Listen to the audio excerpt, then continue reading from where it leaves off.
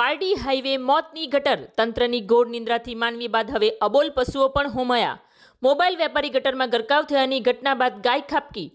તંત્રની પાપ લીલા સામે સ્થાનિકોનો રોષ. પારડી નેશનલ હાઈવે નંબર 48 જાણે યમરાજ ગટરના મોઢા ખુલ્લા રાખીને બેઠા હોય તેવી સ્થિતિ સર્જાઈ રહી છે. હાઈવે ઓથોરિટીની ગંભીર બેદરકારીને કારણે પારડી 4 રસ્તા પાસે ગટરના તૂટેલા ઢાંકણા નિર્દોષ નાગરિકો અને પશુઓ માટે ડેડ ટ્રેપ સાબિત થઈ રહ્યા છે. 2 દિવસ પહેલા મોબાઈલ વેપારી નિખિલ ગુલા ગટરનું જર્જરિત ઢાંકણું તૂટતા સીધા ઊંડી ગટરમાં પટકાયા હતા, જેના હૃદયદ્વારક દ્રશ્યો સીસીટીવીમાં કેદ થયા હતા. હજુ તો આ ઘટનાની સહી સુકાઈ નથી ત્યારે 4 રસ્તા નજીક ખુલ્લી ગટરમાં એક ગાય ખાબકી હોવાની ઘટના સામે આવી છે. સફાઈના નામે જેસીબી ફેરવી ઢાંકણા તોડી નાખનાર તંત્રના એસી ઓફિસમાં બેસતા અધિકારીઓ હજુ પણ કોઈ મોટી જાનહાનિની રાહ જોઈ રહ્યા હોય તેમ જણાય છે. ગાય ગટરમાં પડી હોવાની જાણ થતાં સેવાની સરવાણી વહી હતી.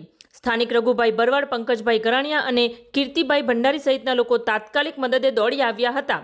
સ્થાનિક લોકો અને રાહદારીઓ સાથે મળી ટ્રેક્ટર અને ક્રેન મંગાવી ભારે જહેમત બાદ ગાયને સુરક્ષિત રીતે બહાર કાઢી હતી. જોકે ગાયને નાની મોટી ઈજા પહોંચી છે.